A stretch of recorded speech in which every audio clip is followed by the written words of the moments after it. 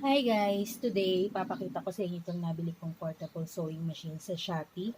Ayan siya, Singer M105. Ayan, pakita ko sa inyo yung itsura niya. Ayan, very simple. Ayan, and maganda siya.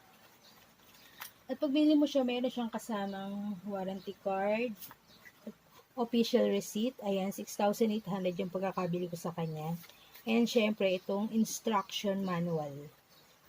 Siyempre, may kasama siyang foot speed control and power cord.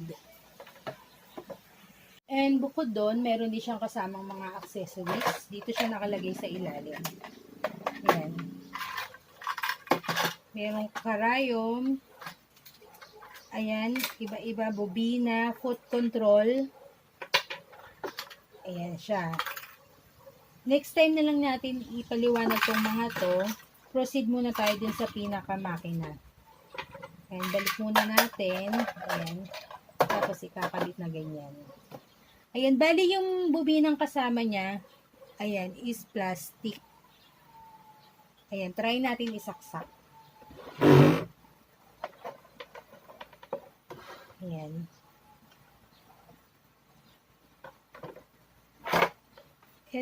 Ito, nakabit mo. Ayan.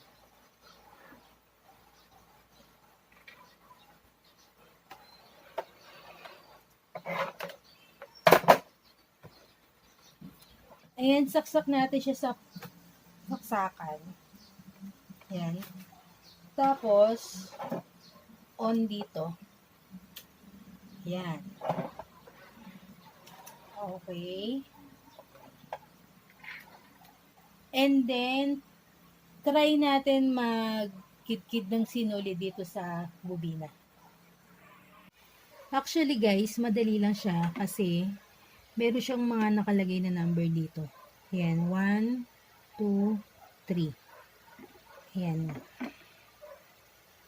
Kunin natin yung sinulid. Dito lalagay natin sa number 1. Tapos number 2. Ayan. And then, suot lang natin siya dito sa butas. Ayan.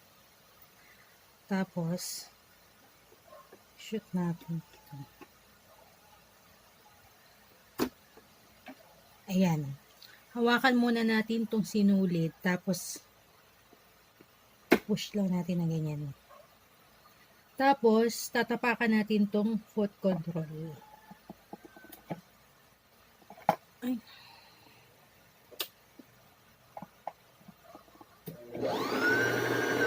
Ayan.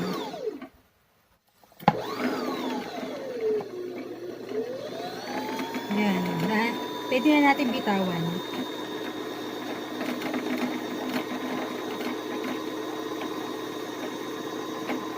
Okay na to siguro. Ayan. Stop na natin. Ayan. Balik lang natin na ganyan. Tapos, ayan na. Ayan na siya. So, ayan na guys. Ilalagay na natin itong bobina sa lagayan niya. Dito sa ilalim. Ayan, open lang po. Ayan, dito.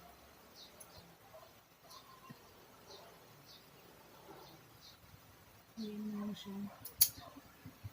Ganyan.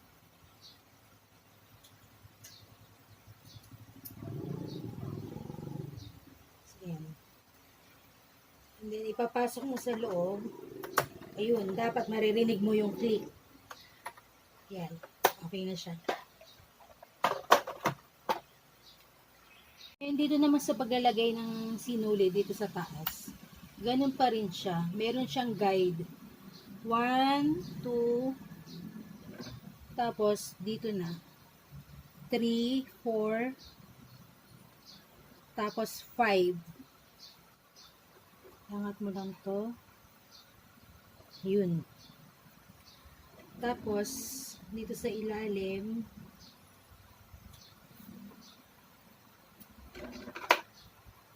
and then, shoot.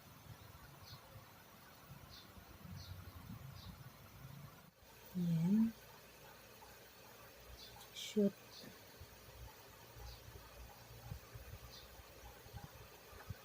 Ayan na guys. Ayan.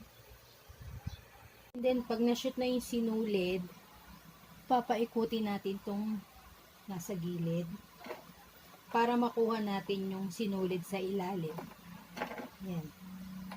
Ayan na. And then, baba na. Ayan. And ayan na, pwede na tayong manahi.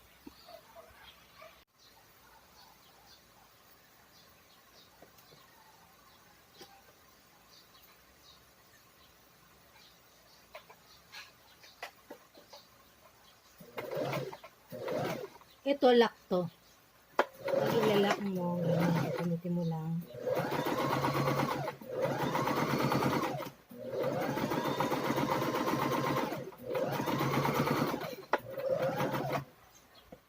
Yun. May iba't ibang tahi din siya. Ayan. Pwede ka mamili dito. Try natin tong zigzag. Ayan.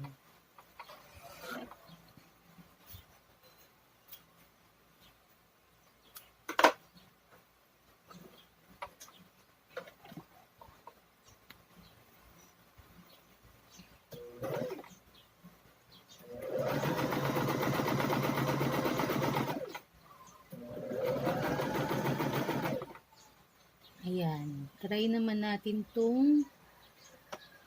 itong pa-curve na to. Ano ba to? Ayan.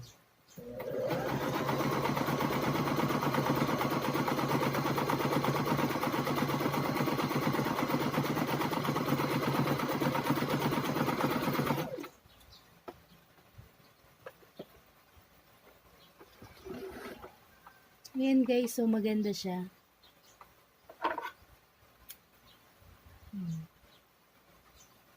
Ayan guys, ayan. So for me, recommended ko tong makina na to para sa mga nag-uumpisa pa lang matutong manahe dahil madali lang siyang matutunan and ang maganda pa doon dahil ayan, portable siya, pwede mo siyang ilipat-ilipat kung saan mo gustong manahe. Guys, hanggang dito na lang po. Thank you so much for watching and happy sewing po.